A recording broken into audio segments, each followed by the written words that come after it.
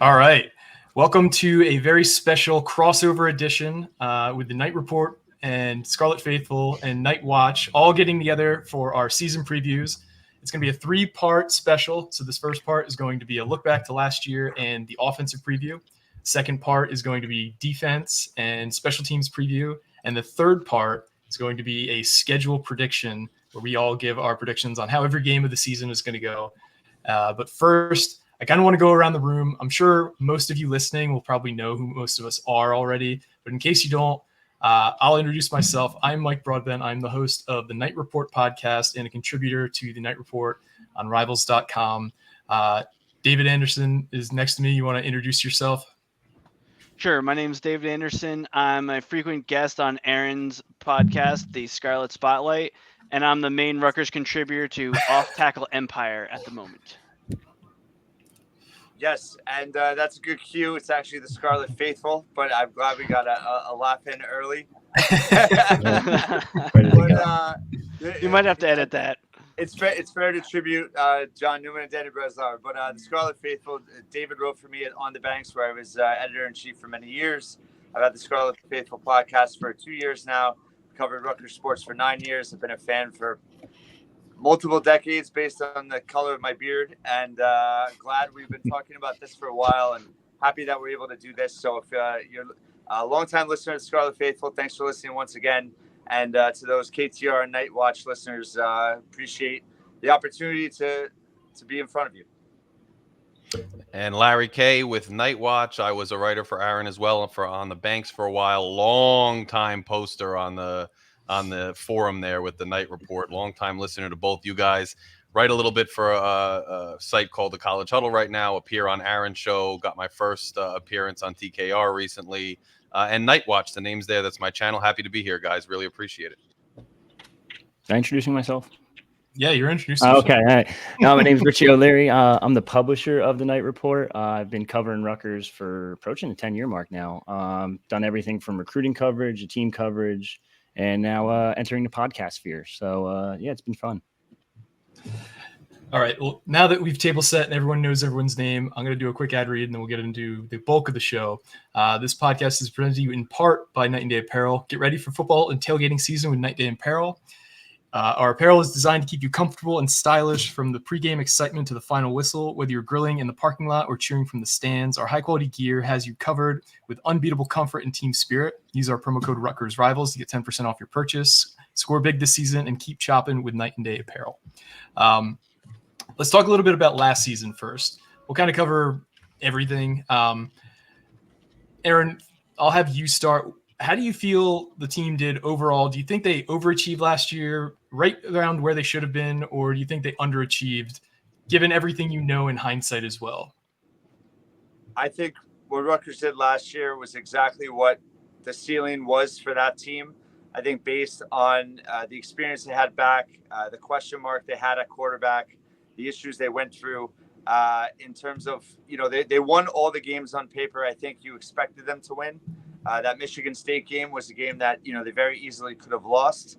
And they lost all the games that you pretty much before the season expected them to. So I think their performance in the bowl game really kind of helped set expectations for this season because they played so well and beat a solid Miami team.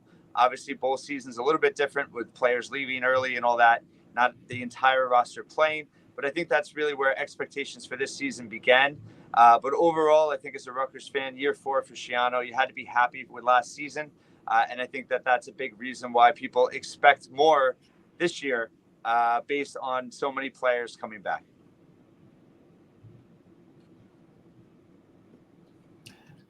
All right. How about you, Larry? How do you feel last season went? Right. Game for game, I had him at 6 for 6, and I had the predictions, wins and losses on target. The Miami game, when we got that scheduled, I predicted a win for that one, kind of in the way we did it. I think it's interesting, and there's a little bit of duality. And Mike, I think you might be able to chime in here because I remember your prediction early, and then you said, look, you got to adjust expectations based on what we've seen now. And Sure. And at the end of the day, I think it was right where they should have been. I do think when you look back at the season and what we saw in the field, both sides of the ball had some issues at the quarterback position, when you had some bad breaks. You also had some good breaks like Michigan State. So it's where we should be, but I think, you tweak it one way or the other, they could have achieved a little bit more, which maybe then it would have been overachieving. I think they hit their ceiling and we're right where they should have been. But like Aaron said, I think it sets us up for higher expectations this year, because I think they might have exceeded some expectations last year, and even where I had them could have even been better if some things were corrected. So, But you, Rich? Yeah, I mean, it's no secret. I had them at 4 wins last season as a prediction, and a lot of things fell their way. Who knew Kyle Monangai was going to be a 1,000-yard rusher before the season? I don't think anyone said that. I think they got Northwestern and Virginia Tech at the right time, because those teams both heavily improved over the year, or over the season, I should say. And they were struggling at quarterback play. There's no secret about it. It was the most inaccurate quarterback 2 years in a row. And if you have that, you're not going to be able to really pass the ball. And the fact that they were still able to run the ball somehow is just super impressive. A lot of bounces just fell their way, like you guys said. It was basically the ceiling of what they could have done. And I also included that part in my 4-win prediction. I said the ceiling 6 wins, so don't hate me too much. Yeah. So if you would have told me before last season they're going to go 7-6 with a win over a former Big East rival, if you want to call it that, I think anybody would have taken it. But seeing how the season played out, like Larry was kind of alluding to, yesterday's price was not today's price. In terms of, if you're looking at mid-season, we're 6-2. We're getting a bye week going into Ohio State. The buzz in that stadium, like we could have won that game. I'll go to my grave saying that was a game that was very much winnable. We're winning by 7 points or 10 points or something like that in the second half. So overall, I'm happy with how last season went, but I do feel like we left, like Shiano said, a lot of yards on the field, a lot of points on the field with how the actual offense ended up getting played out. How about you, David? Yeah, I mean, I think the biggest takeaway, like Richie mentioned, none of us had Kyle Monangai for a 1,000-yard rusher. But when you look at basically position group by position group, nobody else really drastically exceeded our expectations. I mean, maybe Holland Pierce at left tackle, if you were a little bit bearish on him. Maybe Flip Dixon in the secondary. Maybe Mo Toure was healthier than you thought he was going to be last year. But nobody else really took an insane jump, which is why I feel pretty confident that the team's roughly where they should have been, as well as having a foundation to continue to build upon in this season. Yep. And let's kind of talk about some of the personnel changes on offense before we get into any sort of predictions. So if I'm counting this correctly, Rutgers has 7 starters returning on offense. We have Christian Dremel, Holland Pierce, Brian Felter, Gus Salinskis, Tyler Needham, and Kyle Monangai returning as starters. And then the new starters will probably be Daimir Miller, one of the receivers. I don't want to say who is or is not going to start. Kobe Asamoah at right guard, Kenny Fletcher at tight end, and Ethan Kaliak-Manis at quarterback. In terms of this collection on offense, who do you think would be the kind of the guy you would point to as like the X factor heading into the season outside of quarterback on the entire offense in terms of new players on the roster, Larry? Outside of quarterback, I have to go. I think Daimir Miller is going to, turn a lot of heads. I think he adds an element to the offense we haven't seen, and that's not to take away from. We've had playmakers, and we had them last year, and the quarterback factor plays into what they could do. But I think he's going to add a wrinkle in playmaking ability, in consistency, in electric play and big play ability, coupled with that quarterback addition that is going to turn a lot of people's heads. And I think you're going to be hearing that name early and often, and it's going to be a big impact for us this year. How about you, Rich? I wanted to say Daimir Miller, but I'm going to have to go with Chris Long. This is a guy that's been around the program for a long time now.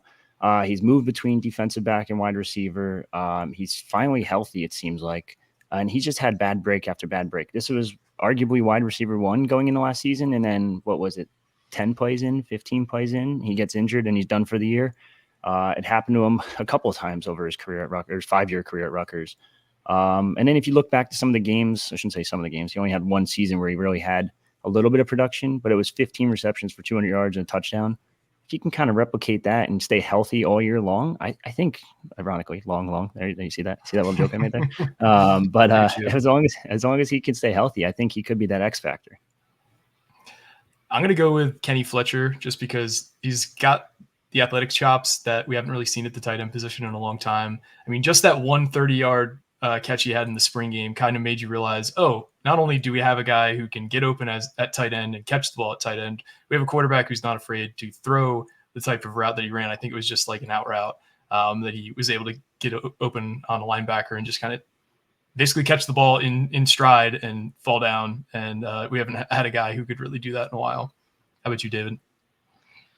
I mean, all good selections. I'm going to have to go with whoever running back 2 would be. And I don't just mean it's not Sam Brown. What I mean is whoever's that change of pace back. If it's Brown, if it's Benjamin, if it's one of the freshmen, because I think we all know that they can't afford to give Monangai the amount of carries that he got last year. Obviously, we didn't think he was broken down late in the year, but when you saw him in that bowl game, he definitely was bringing it.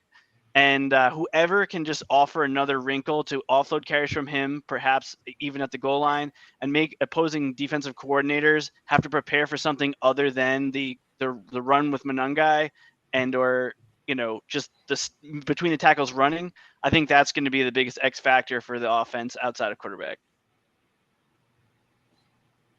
How about you, Aaron? All good answers. I'm going to go with Ian Strong. I think in terms of his playmaking ability, we saw flashes of it last year, and I think he could be, if he can become a true red zone target for them in the pass game, I think that he can bring in a whole nother element to this offense. Obviously, Demir Miller is getting a ton of hype, but I think that if Strong can make that leap from year 1 to year 2, like we all hope that he can, I think it will bring a different dynamic to this pass game that they haven't had in a while. Love all those answers. All of them were things that kicked around in my head. So it just kind of goes to show how much promise we have across the roster, that we're all just not thinking of the same guy. And I'm sure some of these guys were your 1A, but we have a close 1B to go to. If there was a single position group where depth concerned you most outside of quarterback, Rich, where would you say that position group lies on offense? I think I speak for probably just about everyone here when I say cornerback. After longer on being offense. Oh, on sorry. Offense. See, yeah, look at that. I'm already messing up. Going offense, it's probably not one position specifically, but that right side of the offensive line really concerns me. They brought in a transfer in Shedrick Rhodes Jr., who I thought was probably going to be the starter, and that because you don't really bring in a transfer at any position, let alone offensive line, and not have them start game 1. So that's where it's a really big question mark, that right side. I know Kobe Asamoah has been pretty good at right guard. He's been rotating in a little bit, but is he the answer there? I still think he's a little small for the guard spot, but it's that right side of the line scares the hell out of me. I don't know if I can curse on this. Curse on ours. Sorry. So yeah, Kobe Asamoah and Reggie Sutton were our 2 lowest graded offensive linemen on PFF last year. So I think that's my choice as well. I'm thinking specifically of right guard and right tackle, because it doesn't seem like somebody has really grasped either of those by the horns in camp. So I just hope that, Flats has the ability to kind of cobble something that makes sense together like he did last year. How about you, David? I'll kind of stay in the same vein, but I'll actually go with the other side, because I think on the right side of the line, you have a lot of guys who not only expect to play, but the staff expects that they'll be in the rotation. But on the left side, I mean, your key in your statement was depth.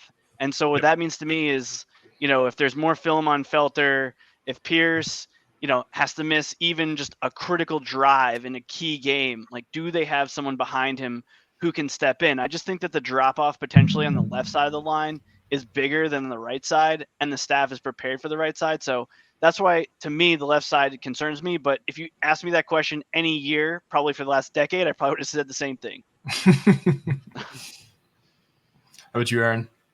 I'm going to give Larry a layup here, because I'm going to focus on who I was going to answer before as well. Kenny Fletcher, I think tight end is a huge question mark. And I think that people might be undervaluing the loss of Johnny Langan in terms of a blocker in the run game. I think obviously he had he made his contributions in the pass game, but his real value was as a blocker on that line. And I think can Kenny Fletcher be comparable to what he brought in the run game? And if he can't, what do they have behind him? Is it Victor Konopka? Is it Mike Higgins? Is it some of the younger guys? Because if Rutgers doesn't have that same impact in the blocking run game at tight end. I do think that it's, that helped a lot with the offensive line last year. So I think that that's a huge key going into this season. Yeah, I would include that right side of the line, but also that Fletcher, conundrum that Aaron brought up. If he has that athleticism while blocking as well, and kind of adds an asset to that line that could help if he stays in line. I mean, we don't know yet if we're going to have a huge tight end passing game under this regime. It could be more of a blocking type person, even though he's flashed athleticism in the passing game, which could add an extra wrinkle. That line may need help on the right side. That being said, we don't rush for 1,000 yards without coming through in a position that we thought could be a potential weakness last year. So I'm excited to kind of see what this rotation does on the right side, what this staff could come up with, and what happens with it. But clearly, if you're looking at that offensive side of the ball with all the playmakers we have, with the quarterback, what we think is an upgrade, that's got to be the area of concern there. Before we get into our categories, where we kind of go through each one and say whether we think something like who leads the team in catches, who leads the team in receiving yards, etc., just raise your hand in here if you think there's a storyline that is underrated, that isn't getting talked about enough, that could be a huge impact on this offense this year. If you don't have one, I don't want you to force it, so that's why I'm just asking to raise your hand. Aaron, I see you. What do you think is an underrated storyline that isn't getting talked about enough? Well, we just all did not talk about it, and that's if Ethan Kaliakmanis goes down, I think True. Rutgers is in real, it's not to say that Ajani Shepherd can't step up, but he's completely unproven. And obviously with AJ Serace being limited in camp, that's a major concern. So I think that will be very interesting, especially early on in these first two games. I think it will go into how they call the game. I think they're going to be ultra conservative because I think they have to keep him upright. And that, again, goes back to the offensive line. But if Kaliakmanis goes down, I think all bets are off in terms of what this season could actually be. Yeah, I totally agree. I'm super bullish on a certain bet about this team that we'll get into more in the schedule prediction, but that will go way out the window if Ethan Kaliakmanis misses even a couple of these toss-up games, which I feel like the schedule is riddled with. Again, we'll get into that later, but totally agree there, Aaron. Anybody else have a storyline that they want to just kind of talk about that they feel is getting underserved in the Rutgers community right now? No. All right, let's get into these predictions then. We're going to start off with who we think is going to be the leading receiver on the team in catches. And I set the over-under for this at 49.5. Don't ask me why, I just felt right. I'm going to go with Chris Long here. I think he's a guy that in his career has shown a real ability to get open. And I think Ethan will be better at just dinking and dunking down the field to guys who just are able to get some separation. So if he stays healthy, I think he leads the team in catches, but I don't think he hits the 49.5 number. I'm going to say under for the catches, but Chris Long is my leader. How about you, David? What's your prediction? Who do you think leads the team in catches? And also, is it over or under 49.5? I'll take the safe answer. I'll take Christian Dremel, and I'll take the under, because I do think that he's going to be relied upon less. There's entirely possible scenarios where Long, like you mentioned, or even Miller get reps in the slot to offload some of that. But I do think at the end of the day, he's your most reliable target. I think Kaliakmanis is much better at throwing inside the numbers than previous Rutgers quarterbacks. He's maybe not as good outside the numbers. And so I think there's going to be a lot of opportunities for Dremel, even if he doesn't play every snap like he basically did last year. How about you, Aaron? Yeah, I'm actually going to say the same thing, but also say I think because Rutgers does have more playmakers down the field with, I think, strong, improved Demir Miller, if Long is healthy, I think that will open things up more for Dremel in the slot. And I think in terms of that rapport with Kaliakmanis being a safety valve there, I think he falls the under in terms of 49.5 receptions, but I do think also that he will lead the team in receptions simply because the fact that he led the team in receptions last year and there was no deep threat, if they can have any semblance of a deep passing threat this year, I think that only helps him in terms of his ability. As much as I'd like to inject some flair in here and do something different, I got to just be boring and say Christian Dremel. I thought that was going to be an interesting answer. I guess not. I think, look, He led the team last year when we didn't have much of a consistent passing game. I think this year you got a reliable player who's an upperclassman who's shown the ability to kind of be that safety valve, get open type of guy, make tough catches type of guy, that Wayne Corbett, so to speak. I think even if you've got guys on the outside, guys downfield making plays, if we're throwing more, we're going to just have, more to go around in general. I still think Dremel gets his piece. I still think he's the comfort, safety valve on the field there. I took the under because, again, he might not be on the field all the time for every snap. And I just think there's so many options. Knowing this staff, knowing what we saw with some of these guys, they're going to rotate these guys. And if they're rotating these guys, it's going to be hard for anybody to break that 50 catch threshold, because I still think we're going to rely a lot on the running game. So I did go the under, but I do think Dremel's going to have a repeat. I mean, they don't even have to throw more. They just have to complete more passes. And I think with Ethan, you do that automatically. Like I'm a big hater of Gavin Wimsatt. I'll just say it. He's just not a good quarterback. But if you just get a more accurate quarterback, you're going to have a lot more receptions. Now, that being said, I'm going to switch it up. I'm going to go Dymere Miller. I think Miller's going to see a lot more time in the slot than people think. And I think he's going to be like that safety valve that Dave was kind of talking about. I know he's mentioned Dremel, but I think if Miller plays as much slot as I'm thinking, I think he'll be that safety valve, and he's got the speed in that slot that he can just get the ball, get into space, and take off, and that's pretty much it. As for the 49.5, no one's done that since Bo Melton in 2021, where he had 55. I'm probably going to stay under just because, like you guys all mentioned, they're going to rotate receivers. There's going to be a ton of guys getting reps and snaps. Greg keeps mentioning a bunch of young guys from Benjamin Black to KJ Duff to I don't even know who else. Nassim Brantley, we don't even talk about, who's probably going to get some snaps as well. So I'm going to have to go under on that, but I'm going to go Dymere Miller. Yeah, there's a lot of options, and I think it just speaks as a testament to the depth of the receiver room in general, that we have so many guys that we can point to and just be like, I can see that, I can see that, I can see that. Let's talk about yardage, though. I set the over-under for yardage here. Maybe this might be too high too, but I set the over-under for yardage at 749.5. David, what do you think the leading receiver is going to be, and where do you sit him in terms of over-under that number? I probably feel as confident in this answer as any that I've given, and I have no inside information like you guys have, but I really do think Dymere Miller is going to lead the team in yards, because whatever they decide to do with him, it's going to result in yardage.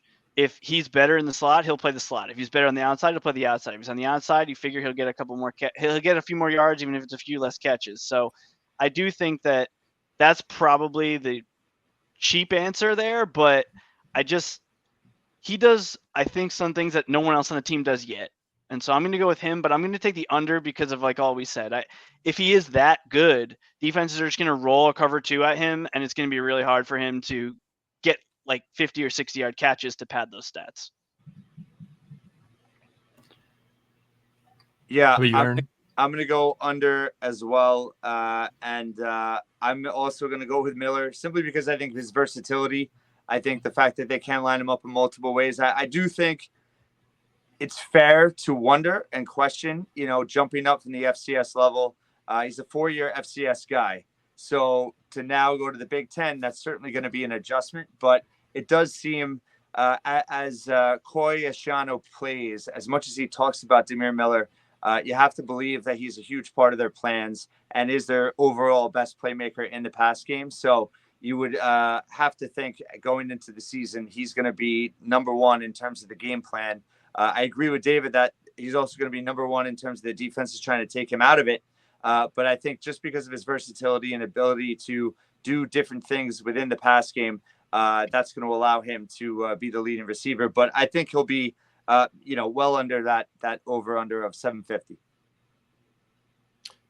I'm going to have to start changing my answer just to add some argument to the panel here. But Miller, I think I echo all the sentiments that Dave and Aaron put forth. I wanted desperately to go over, and I think he was well over 1,000 last year, but it's a different team, different league, different. I just think when you're looking at this, we keep reiterating it, but there's so much wealth to go around with the amount of playmakers we have. Defenses are going to hone in on one guy, and we're going to have to spread the ball to other guys. And again, that running game is still going to be prominent. So I went with the under as far as yardage, but I think Miller's going to be the leading yardage receiver.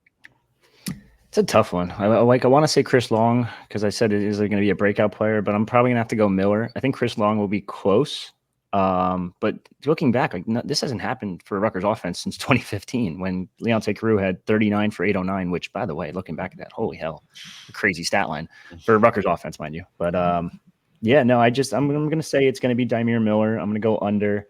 And they're going to rotate a bunch of different guys at all these wide receiver positions. You're going to see all kinds of new names that most of you haven't probably even heard of ever. So it's going to be an interesting unit this year, and I think it'll be a better pass game, but I still don't think you'll have a 750 to 800-yard receiver either. I'm going to be boring, and I'm also picking Dymere Miller, but I'm going to spice it up. I'm going to say he's going to go over. So I think it's the clear answer for a lot of reasons that you guys have all really well articulated. If you were to hit, and these are all regular season numbers too, we're not including the bowl, and if there's a hypothetical CFP run or whatever, we're only doing the first 12 games of the season. You need to average 63 yards a game to get to 750. I don't think he's going to be anywhere close to consistent to hit that number, but I could see Dymere Miller easily having like 150-yard, 2-touchdown game mixed into a 25-yard game where he only gets 2 catches. So I think he's going to be the big play threat, that those big plays are going to be what pushes him over that threshold, but it's not going to be that he's consistently getting between 60 and 80 yards because I don't think that's going to be the case. The next stat we have is going to be the leading receiver in touchdowns. I have set the line at 5.5.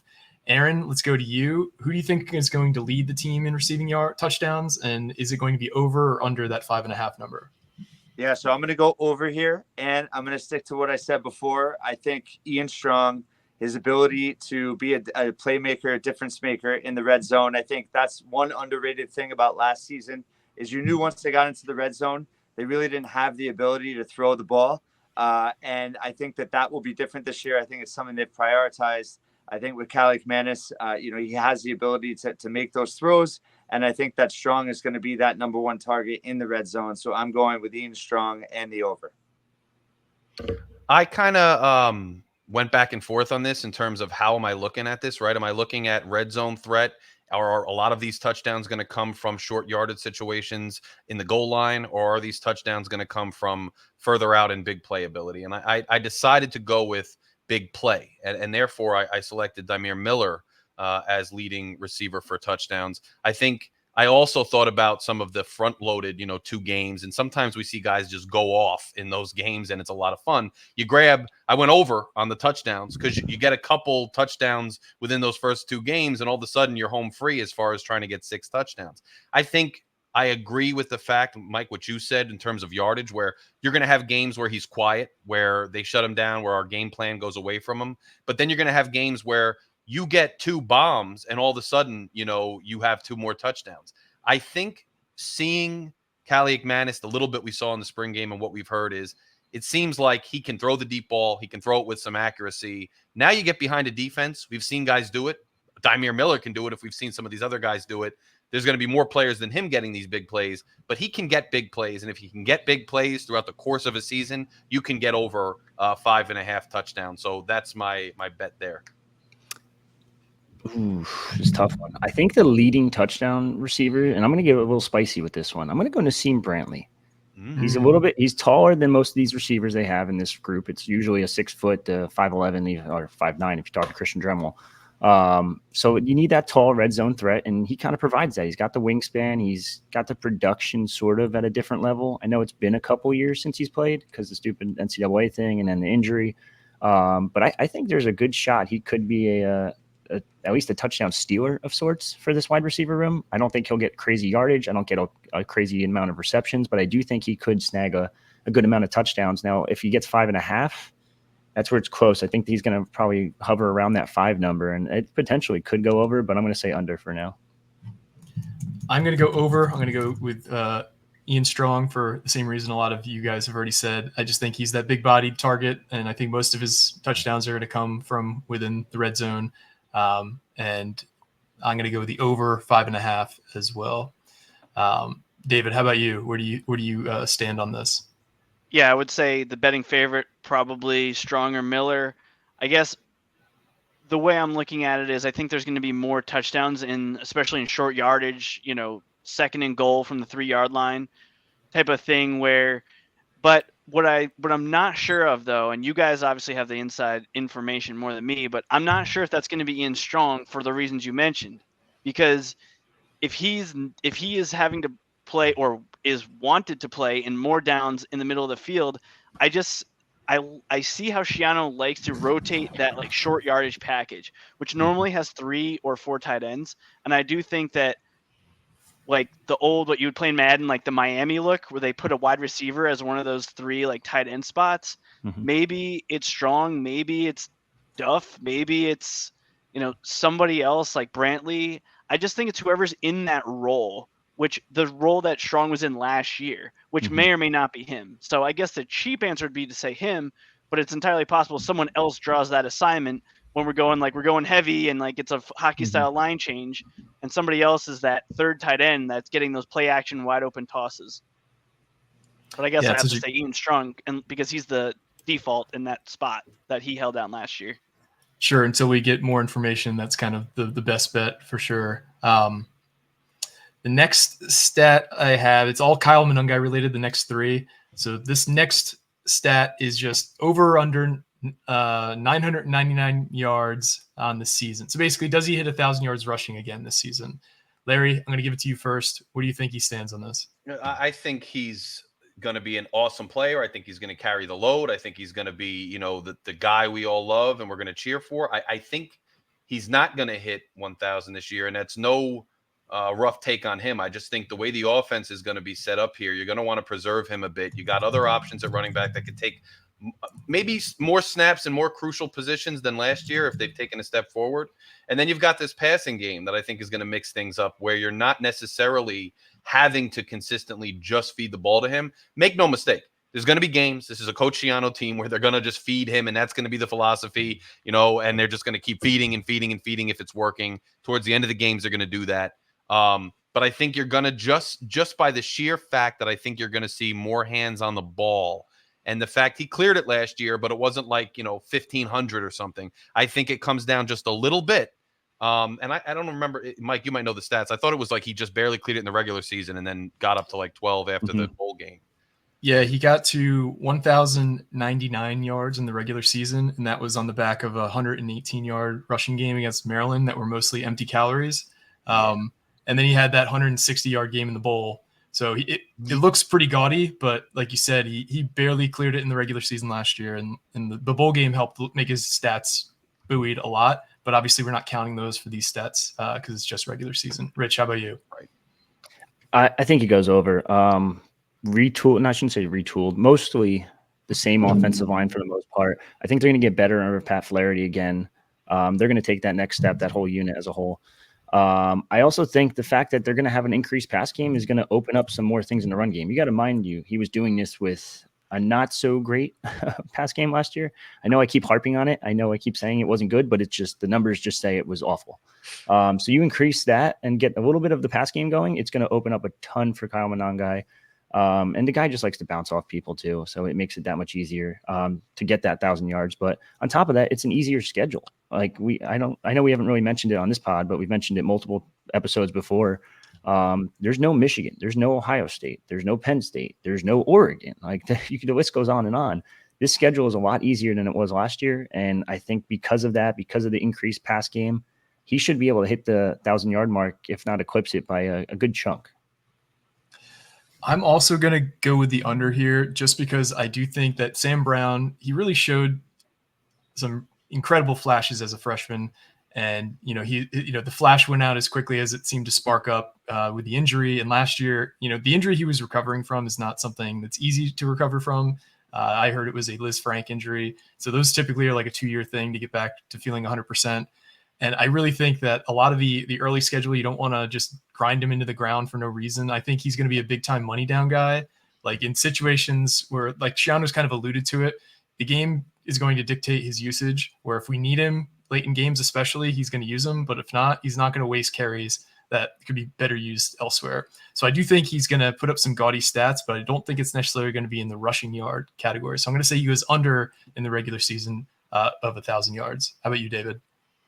I'm going to take the over because I think one of the things that we often forget is that all these guys that have potential, they haven't actually done it at the college level. Kyle Monangai has done it. That's number one. Number two, like Richie was mentioning about the defenses, there's no Iowa who's basically going to just sell out and dare you to throw.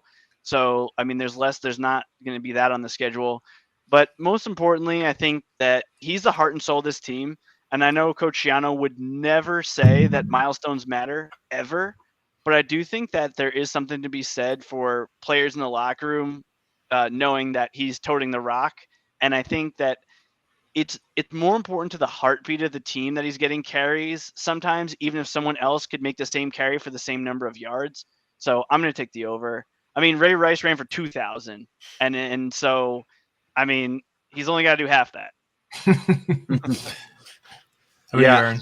I'm going over too, and I think because first of all, I think his yards per carry is going to go up. It was 5.2 last year. To some of the points that Richie and David made, I think that you'll see that yards per carry go up.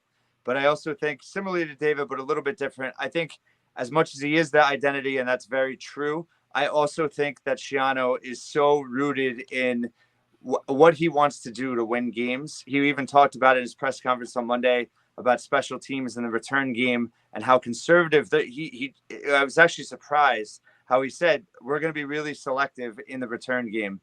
We led the country last year on 5 returns. So he's not going to deviate from his formula. And I think his 1A card in the winning formula is giving the ball to Kyle Monangai when the game is on the line. And I think that to all the reasons we talked about, being fresher down the stretch, if Brown can deliver, whoever that second running back is, if they can have things open up a little bit in the pass game, I think you're going to see a true formula down the stretch of just handing it to Monangai. And I think he can do even better than he did last year in terms of his closing out game ability. Now, and the next stat I want to talk about is one that Kyle Monangai hasn't necessarily been utilized a ton in the passing game, but I set his over-under for receptions this year at 14.5. Richie, do you think he goes over or under that number? I'm going to say under. I think when it comes to passing situations, you'll probably see other guys come in, whether it be Sam Brown, Jashawn Benjamin, Antoine Raymond's going to play a role at some point too. I think all those other guys are, whenever he needs a break, so to speak, or Monangai needs a break, they're going to sub him in, and then it's probably going to be either a blocking situation or a passing situation. And I can't see him getting many receptions overall. What did he have last year? Like 8, if that? He had 6 in the regular season, 8 total. Yep. Yeah, so I just can't see it changing really that much. Kirk Schrocker is a very simple man with a simple plan, like you guys said before. Schiano doesn't change his ways. He's a little bit stuck in his ways at times, but I think it's going to be, for the most part, a similar offense, just a little bit different when it comes to who's going to be in the backfield when they're going on passing situations. I got the over here for 2 main reasons. One, I know David has harped on this a lot on the Scarlet Faithful about just how Ethan Kaliakmanis is like going to take the open receiver in the open situation basically every time, even includes dump offs. And so he's very comfortable doing that. And they also probably want to boost Kyle Monangai's draft stock as much as they can too, because right now he's just only shown he can be like a bruising kind of runner. And the modern NFL is all about the pass game. So I think they want to showcase him a bit there. So I do think he goes over that. I think he gets between 15 and 20 receptions on the year. He's not going to be a guy who catches 4 or 5 passes a game, but I do think he goes over that comfortably. How about you, David? Yeah, I mean, I guess I should agree with you since you credited me for your comment. My main reason for going over, and this is kind of a theme we'll probably talk about more with the defense, but Schiano often talks about what's best for the team versus what's best for the player. And so an argument can be made that it's best for the player, in this case Monangai, to receive more receptions because it boosts his draft stock. But there's also an argument to be made that that's better for the team because it means that defenses are going to have to respect it more. I mean, I figure if he has one primarily targeted reception a game, he's going to get one other just dump off, check down, play action where they just leave him, something like that.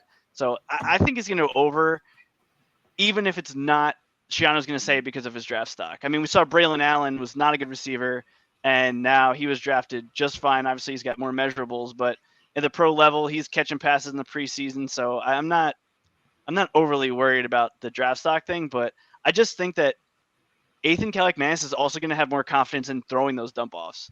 Like he's gonna feel like he's just gonna let it go, and maybe we'll get 4 yards on 2nd and 10 through the air. What do you think, Aaron? I think all the over arguments are good ones, but I still have nightmares of the pass play to Monungai in the Ohio State game, up the middle of the field. That was extremely awkward and led to a pick six. And I think, like Richie, I think they don't want to risk injury with him. And I think, he's best suited in the run game. Although you made all great points, I think he's going to be in that under in terms of receptions, because that's where he's most comfortable. And I think that's where the offense, that's their bread and butter. And I think you don't risk that in terms of trying to incorporate something that hasn't really been there in the past.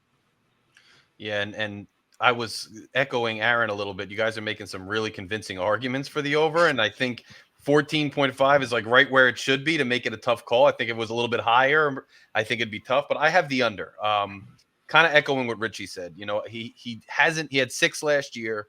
I also think he's going to come out on some obvious passing downs, and I also think that he kind of stayed into block on some passing downs, especially if the O-line might be shaky. And he's laid some back-breaking blocks and has been trusted to be in there on passing downs to watch the quarterback. And you're going to maybe need to rely on that skill set as well, which also translates to the NFL, I think. And I think, look, we have guys on the outside, and it looks like Shiraka likes to throw screens and throw short passes designed to guys on the outside. So I don't know how much we're going to see in the play design really Kyle out there catching those short passes, or how much we're going to see him out in dump off lanes, given his blocking ability and how he's going to be used per snap. So I got the under.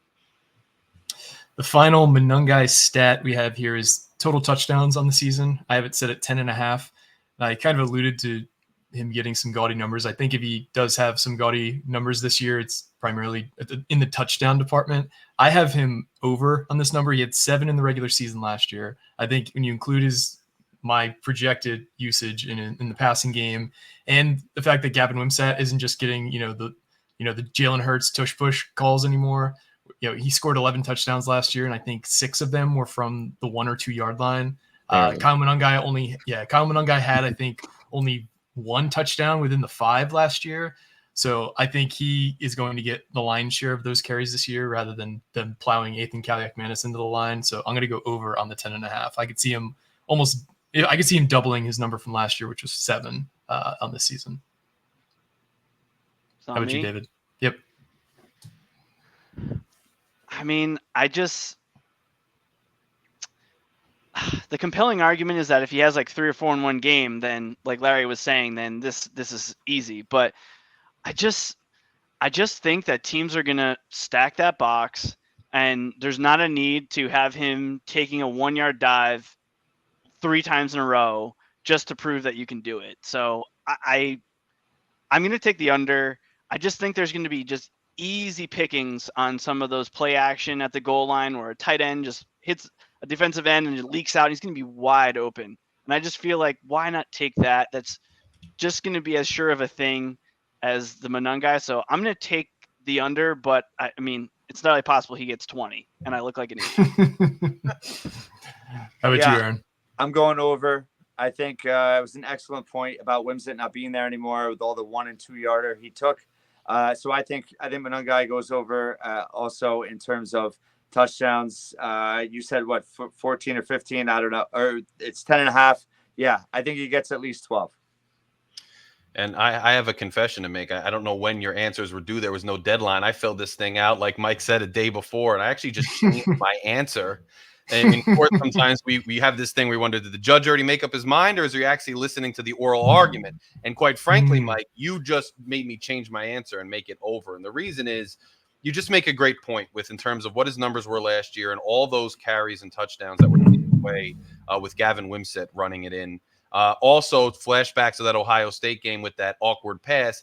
I was screaming from the side, from the stands, just run the ball. And had we run it, even a lot of Ohio State guys will tell you we would have won that game. So, I just don't see a lot of people taking carries from him. If it ain't broke, don't fix it. The guy's going to get a couple hard yards almost any time you hand him the rock. If we're down near the red zone, why wouldn't they feed him the rock? I think if they do that more often than they did last year, because there's no touches that have to go to the quarterback, I think he gets over just barely, but I think he does. president of the Gavin Wimsatt Hater Club here. How's it going? The man had 11 touchdowns last year at quarterback. How many tush pushes did we see where they're at the 1 yard line and it took them 3 or 4 tries to get in? The pinstripe In the Miami game alone, yeah, that was like brutal. It's insane. This man was just stealing touchdown after touchdown from Kyle Monangai. And last year he was able to get 8. So if he doesn't have at least 11, I'd be shocked. I think I'm going to take the over, and I think he'll get at least 11, if not more. Yeah, and I think I might have misspoke before. I said he had 1 carry from within the 5. I think he had 1 touchdown from within the 5. So just wanted to clarify that. Thievery. Yeah. So let's For the talk. record, I believe only 11 guys have ever rushed for double-digit rushing touchdowns in a season in Rutgers history. Wow. So there's really not as many as you would think. Wow. Yeah, that is kind of shocking. You would have thought just from like the old school way of playing football where it's just 3 yards in a cloud of dust that somebody would have had, we've been playing as long as we have. That's crazy. Yeah, don't let people do that. Yikes. Yeah, right. Yeah, but one of those guys is your boy, Richie. 11 touchdowns last year. Oh, stop. No, relax. See, we're not doing this. See, that's why I'm putting the mic on mute every 10 seconds. I gotta stop myself. I've noticed. Gotta think about what I'm gonna say. Richie, where's your Kentucky hat? Oh yeah, right. What, QB3? QB4, running back 2? Like, yeah. Man, I'm a hater. I'm a professional hater. Well, speaking of the quarterback position, let's combine Ethan Kaliak-Manis's predictions here. So I have his passing yards at 2,499, and I have his passing touchdowns at 17.5. So, David, I'm going to hand it off to you. Where do you think he sits on both these stats, both the yardage and the passing touchdowns, over or under? I'm going to go quick. I'm going to go under on yards. I think he'll throw for about 2,200 because, that's really where the Leviano line is and the Mike McMahon line. And on the touchdowns, I'm going to take the under because even though I said Monangai would be under, I think overall, like, the rushing attack is going to have a lot. So I'm going to take the under on touchdowns, but obviously I hope it's over because that's probably a good thing. Yep. Yeah, when I had Larry on the Scarlet Faithful, we talked about this actually, and other than Laviano, you had that one weird year with COVID with Vedral, averaged over 150 yards passing. But I definitely think Kaliak-Manis will average over that. But even if he averages over that, that's only 1,900 yards. I think he'll be in that 2,200 to 2,300 range, and I think he'll be under TDs as well. In terms of overall, just simply because the Monangai factor, like we just talked about. But one thing we don't have on there that I think I'm hopeful he can do is have over a 60% accuracy completion rate. That's one thing I am optimistic on. But in terms of these numbers, it's not a negative, but I think that I'm going under on both 2,500 passing yards and 17.5 TDs. And if he could just get to 60, I'd be content with that. By the way, I wonder if Minnesota fans do what Rutgers fans do and follow their former quarterbacks. Like, we just had the Evan Simon thread today, too. It's like whether they were second string and they want to say they should have started. And then people are always bringing up what other quarterbacks are doing elsewhere to prove their point from when they were at Rutgers. It's hilarious. It's a journey. Free Reddick. But I'm going to go. That was a fun time in history. When I was on the board, I was like public enemy. Go back into the archives. It's hilarious. I'm going to go under on the yardage. Ethan hasn't, been as prolific in his first 2 seasons throwing the ball yardage-wise. His first season, obviously better than his second season. Rooting for him to get there. I think he'll be close to it, like Aaron said. It's not out of the question. I just, I don't know if I could see it, especially if he's going to dink and dunk down the field a little more. We're going to have a lot more running. Oddly, and perhaps, a little bit paradoxically, I have him over on the touchdowns. And the reason is, I think, if you stack up in those 2 games again, I don't know what's going to happen. I don't know how long he's going to play. You could really rack up some stats there. Also, I liked, I went with Miller as far as touchdown leader for big plays. But, you guys brought up a lot of good points about Strong in the red zone.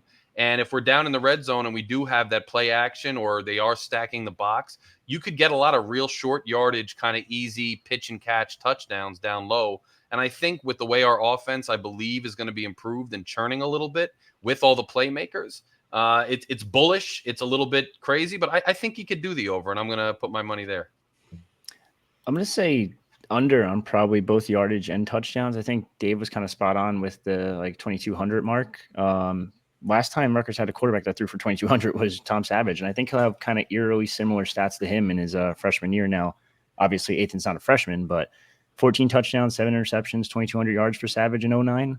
I think that's pretty similar to what he'll put up this year. I hope the percentage is higher than the 52% he threw, but I know Aaron said around 60, which I'm kind of optimistic of Ethan being able to hit that mark. But yeah, I'm going to go under on both.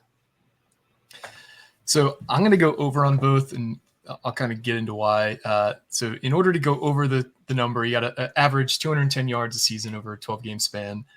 I don't think he'll, like I said earlier about consistency, I don't think he'll consistently go over 200 yards. But I think the way that the offense is constructed this year, I don't think we're going to have to play one-handed all season. I think if teams are keen on stopping the run, we'll be able to pass, like David was saying. If they're just going to load the box in situations and let guys kind of leak out and get open, I think we're going to be able to take advantage of it this year in a way we couldn't last year. So I have a feeling, and we'll get into this more in the scheduling, I have a feeling we're going to get into at least 1 or 2 shootouts this year where we have to kind of score and keep up, and the defense just isn't going to be able to, play keep away for us all game.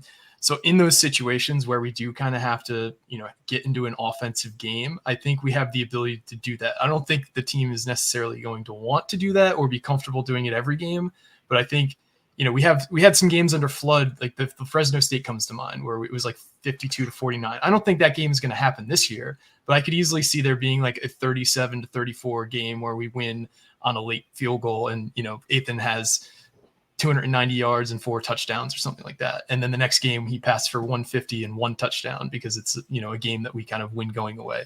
So that's the only reason I think it happens, is because I think there's a couple games this year that are unexpected kind of shootouts. So I have it over on both the yardage and the touchdowns.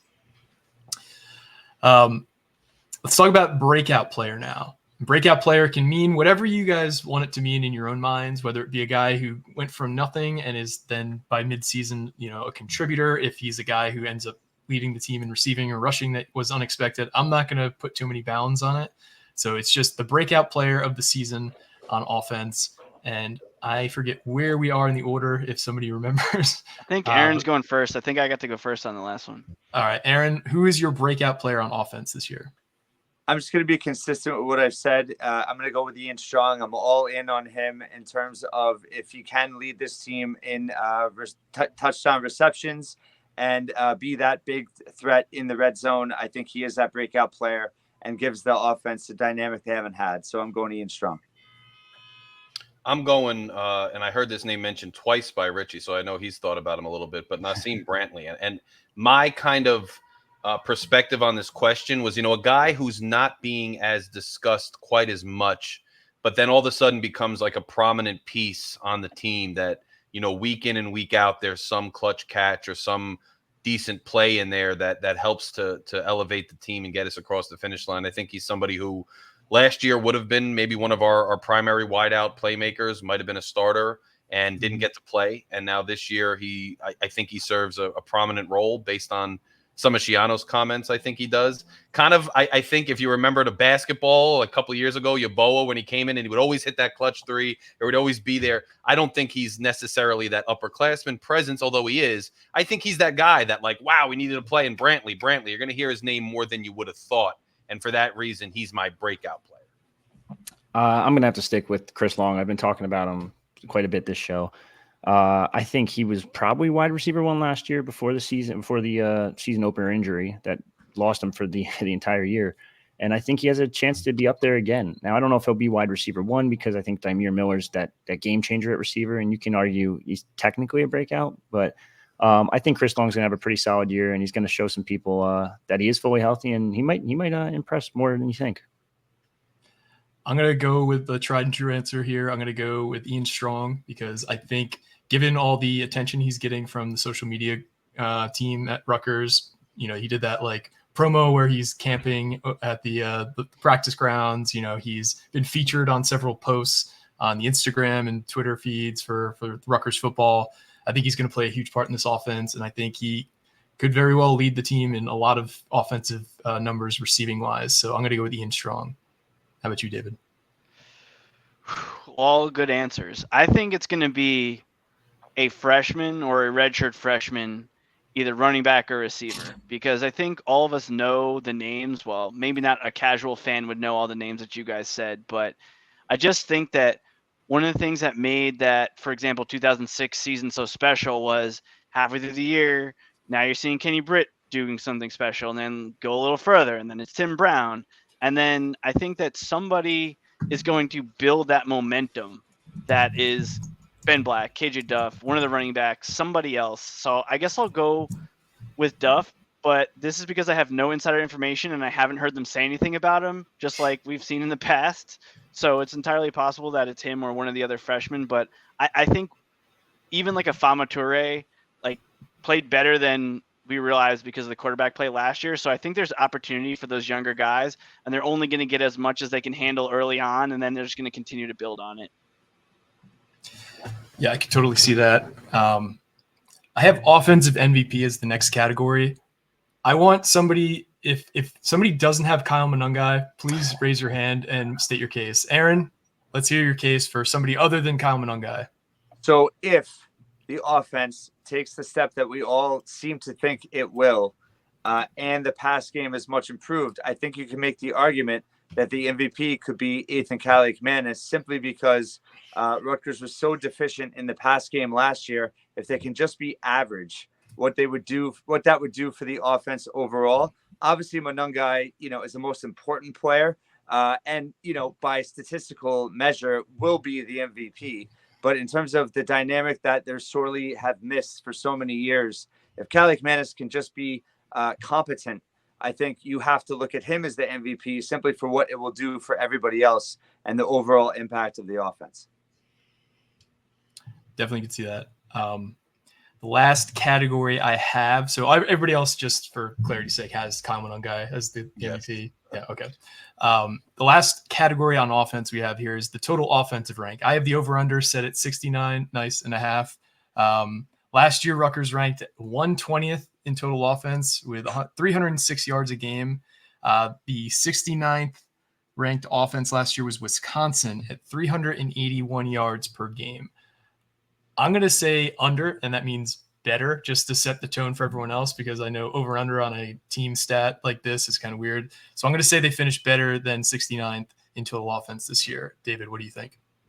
I'd say worse. I would say, because if you're saying that Wisconsin is that line of demarcation, they had 5 really good receivers. They had a couple good running backs.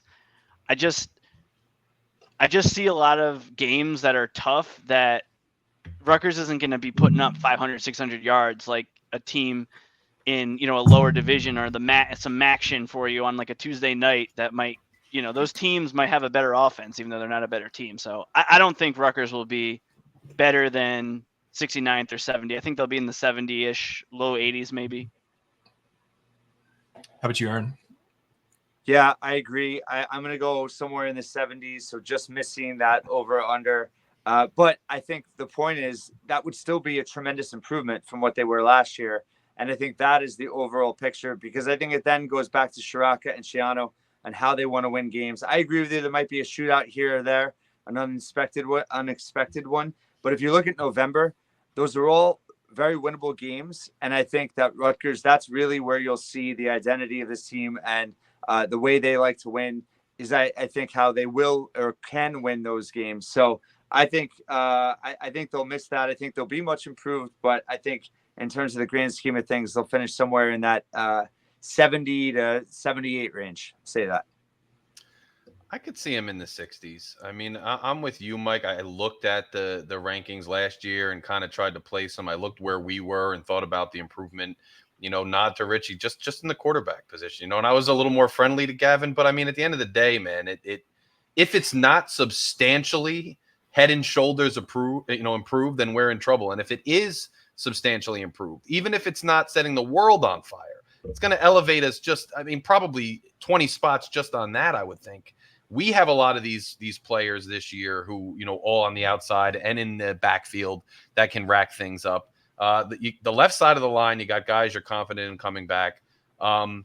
And I just, looking at the defenses we're going up against, it's not like there's all, just easy to run through defenses, but, you don't have Iowa on the schedule. You don't have that big three on the schedule. And so I think, with our tried and battle tested team here who has had to fight through that, we it might just be that you're finding a little less resistance with a better quarterback, with more playmakers, with more experience. And I think we can get into the, low to mid 60s, which is why I'm doing the under better.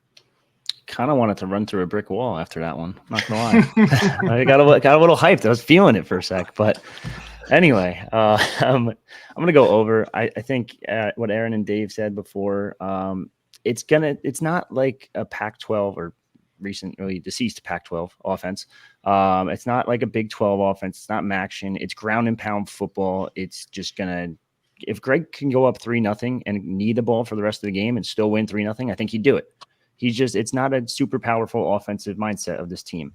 It's all going to be defense and just run out the clock. We're up 10. That's it. Game over. They're not going to blow anyone out. Now they might blow out Howard because that's just by default. It's almost like they don't blow out Howard. We're going to be on an emergency pod, talking about how the sky's burning, all the money that I've spent betting on this team in the offseason is going to go out the window. Yeah. Between Akron, I think that's whatever. But I think for the most part, you're just going to win by like maybe 10-14. You might get a lucky game where you win by 21, but I'd be a little shocked. I think it's going to be a very not low outputting offense. It's just not going to be a superstar offense that probably most people would love to see, but it's just not realistic in the Big Ten or under Greg Schiano.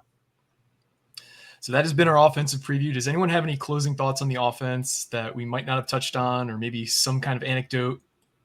Aaron? Yeah, this just made me think that you're gonna have a thread on Rivals for those fans that are still clamoring for Phil Longo to be the offense. You brought up Wisconsin, and there's still some diehard fans that are waiting for it to happen because he is from New Jersey. So just wanted to throw that out there. I look forward to reading that thread. I had one, Mike, which is when we talk about the backup quarterback, especially being a reason to be worried or a reason for long-term optimism. I mean, I think you have to – it's rare that you have a situation where, the Jets last year, your quarterback goes down 4 plays in the season, misses the whole year. Usually you're just relying on your backup quarterback to come and get you through a game, 2 weeks, 3 weeks type of thing. And I feel pretty confident in the offensive staff in their ability to maybe that first game, they just go full blown, like run, quarterback power if they have to. But I do think that the Soraka offense is versatile enough that they would be able to get through a few weeks. Now, the problem would be, and when we get to the schedule episode, when are those weeks if you had to do that? But I do think that I have confidence in the offensive staff that if they had to, they could make those adjustments. And I'll say, and kind of to piggyback off what Dave said, a lot of this is going to come down to the quarterback. How improved is quarterback play? Because so much of what was the difference between, really a legendary or much, more unexpected season last year and the 6-6 season was that, 10 percentage points in accuracy from the quarterback, the consistency from the quarterback, and then what Dave said, the possible injuries to the quarterback and when that could occur. Further, I think, you heard Schiano a little bit, I think recently said there are guys who are dinged up and he's not going to go into them because they're not season ending. But I'm wondering, with these injuries to the offensive side of the ball, who could it be? Is it a little couple week thing? We have 2 easy games, so they say, and then a bye week. So you have almost a month. Or is it like a half season, 2/3 season lingering? A lot of this depends on quarterback play and staying healthy, and it's going to be interesting to see as the season progresses. They won 7 games with Gavin Wimsatt. I don't care who the backup is. The guy just has to walk in, hey, here you go, Kyle, do whatever you got to do, and I'm done. Fair enough. Fair enough. Yeah, I don't think there's anything that makes David's point stronger than the offense we were able to build last year, basically out of just Kamanunga and, a much improved offensive line with the tutelage of Coach Flats. Yeah. All right, so that's been our offensive preview. If you're listening to this at the time of the release on Tuesday morning, we'll have the defensive preview for you later this afternoon. If you're listening and you might just have everything in your queue, lucky you. So we're going to turn this over to the defensive preview. Thanks again for everybody for listening, and we'll see you on the other side.